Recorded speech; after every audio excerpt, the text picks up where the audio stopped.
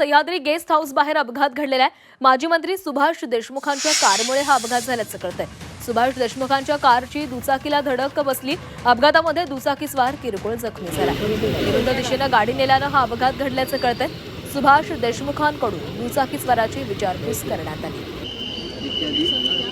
Sahyadri guest house बाहेर हा अपघात घडलेला आहे। माजी मंत्री सुभाष देशमुखांच्या कारमुळे हा अपघात घडल्याचं कळतंय।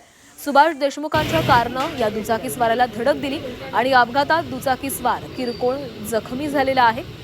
विरुद्ध दिशेनं गाडी नेल्यानं हा अपघात घडल्याचं कळतंय। सुभाष देशमुखांकडून दुचाकीस्वाराची विचारपूस करण्यात आली। आपले प्रतिनिधी ओम देशमुख यांच्याकडे जाणार आहोत। ओम, सह्याद्री गेस्ट हाऊस बाहेर अपघात घडलेला आहे। सुभाष देशमुखांच्या कारमुळे हा अपघात झाल्याचं कळतंय।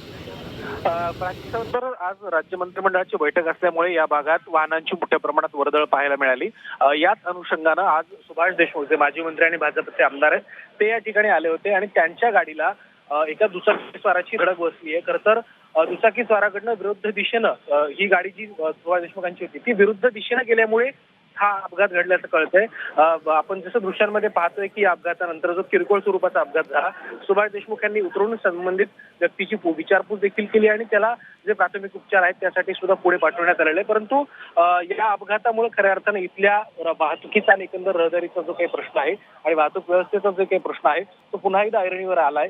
यापूर्वी सुद्धा काही महिन्यांपूर्वी अशाच प्रकारे या ठिकाणी एका महिलेचा बसची धडक बसल्यामुळे मृत्यू झाला होता। त्यामुळे या परिसरातील सुरक्षा व्यवस्था आणि एकंदर वाहतूक व्यवस्थेच्या अनुषंगाने पुन्हा एक प्रश्न जो आहे तो ऐरणीवर आल्याचं पाहायला मिळतंय।